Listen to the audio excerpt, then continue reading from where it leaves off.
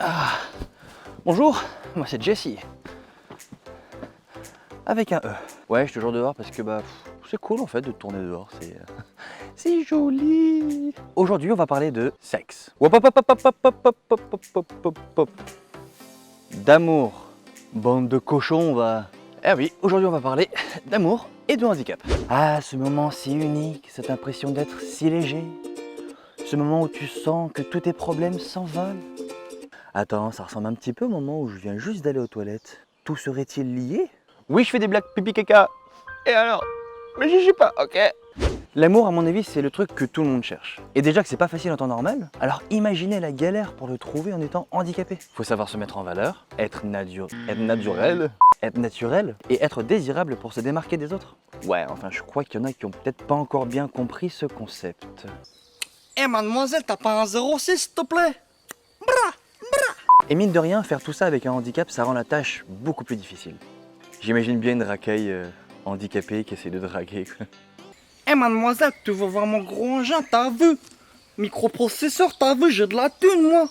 En étant en situation de handicap, on se dit au moins une fois, à coup sûr, que le handicap va être une excuse pour ne pas être aimé et apprécié. Vous trouvez ça peut-être con, mais croyez-moi, c'est une vraie crainte. Déjà que de base on se sent un peu rejeté par la société à cause de notre handicap, alors imaginez en amour. Quand j'étais jeune, je me disais sûrement que si je plaisais pas, c'était sûrement à cause de mon handicap. Je me disais que sûrement personne ne voulait sortir avec un handicapé. Déjà que le handicap est très négatif, alors être avec quelqu'un qui est considéré comme négatif, ça fait pas rêver, pourquoi je parle comme ça? Quand on est jeune, c'est un peu sortir avec l'intello de la classe, c'est pas cool. Et le pire, c'est que moi j'étais et l'handicapé de la classe et l'intello. Ouais, autant te dire qu'en fait, mes chances de pécho étaient proches de zéro, quoi. Du coup, quand je rencontrais une fille qui me plaisait, j'essayais de cacher mon handicap le mieux possible. Parce que j'avais tellement peur qu'elle le découvre et qu'elle me rejette pour cette raison. Ah, et mon premier amour, je l'ai trouvé sur Internet. Le chat Skyrock. Oh putain, je me fais vieux. Et l'avantage, c'est qu'en draguant sur Internet, du coup, la personne ne voyait pas mon handicap. Vous savez, c'est le fameux j'aimerais bien qu'on voit uniquement ma personnalité et après le handicap, pas d'abord le handicap et après ma personnalité. Sur Internet, c'est beaucoup plus facile. Du coup, un jour, on a voulu se voir et j'ai voulu lui proposer d'aller boire un petit cacolac ensemble et elle a accepté. Ouais, j'étais déjà un lover, quoi, tu sais. Cacolac, même, tu sais. Et le jour où on s'est vu, je te jure, j'avais la trouille. Limite, elle était ici et moi, j'étais là. Je lui ai dit, hey, salut, ça te dit qu'on garde nos distances un petit peu? Je te jure, j'avais vraiment la trouille. Là, je pouvais rien cacher. En plus, mais je ne sais pour quelle raison, les premières fois, elle a rien vu. Mais rien du tout, que dalle, nada, nothing. You know nothing, Jon Snow. Et du coup, un jour, c'était les vacances scolaires et elle est venue chez moi, au bord de la mer. Enfin, dans une maison proche de la mer, j'habitais pas sur le sable. Mais le truc, c'est qu'elle est arrivée alors que je dormais encore. Alors du coup, elle m'a rejoint dans le lit, et puis là, on a commencé à faire... Stop, arrêtez, bande de cochons, juste des bisous. C'est comme ça, là. Bande de cochons.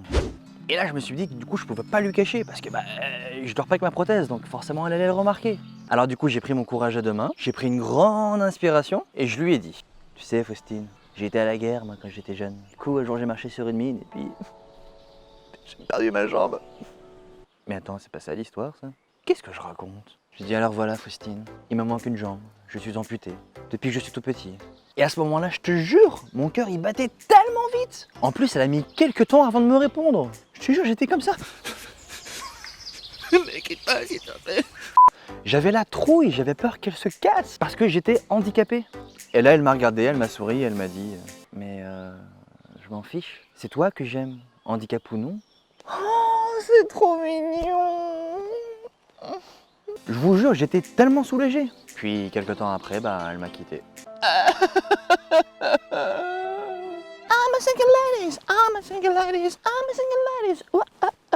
Et honnêtement, elle a changé la vision que j'avais sur ça. Ouais, je danse, moi.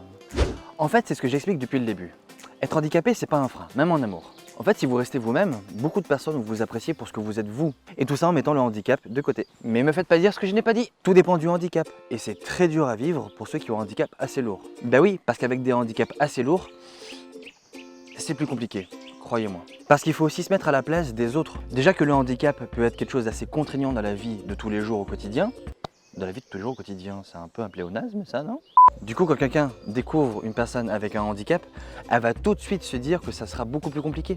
Parce que c'est vraiment pas évident à gérer au quotidien.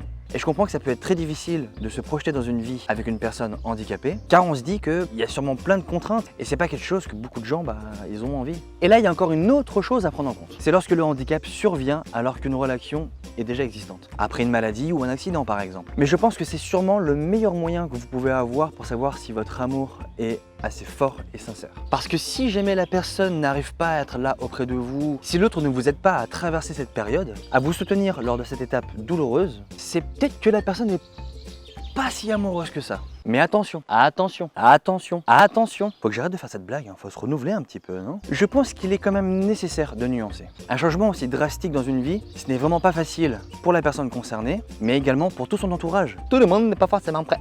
Pourquoi je prends cet accent? Tout le monde n'est pas forcément prêt à subir les conséquences de ce changement. Il y a plein de handicaps qui sont difficiles à vivre, même au sein d'un couple. Un couple ne se résume pas juste à deux personnes qui font des bisous. Il y a aussi par exemple le sexe qui est pris en compte. Oui, là vous pouvez être une bande de cochons, si vous voulez. Imaginez-vous, vous sortez avec une personne et vous êtes heureux dans votre relation, mais suite à une maladie ou un accident, la personne ne peut plus avoir de relations sexuelles ordinaires. Il y a une chose qui se casse vraiment dans le couple et c'est vraiment pas facile à gérer. Alors ne jugez pas s'il vous plaît. Dites-vous que c'est simplement peut-être un moyen de savoir qui est capable d'endurer quoi. Ça peut faire très mal, mais au moins ça permet de clarifier les choses. Comme je dis souvent, le handicap n'est pas forcément un frein. Tout dépend de ce que vous en faites, de votre personnalité et de comment vous vivez la chose. Là du coup, il faudra penser à faire une coupure des déplacements, ok? Merci.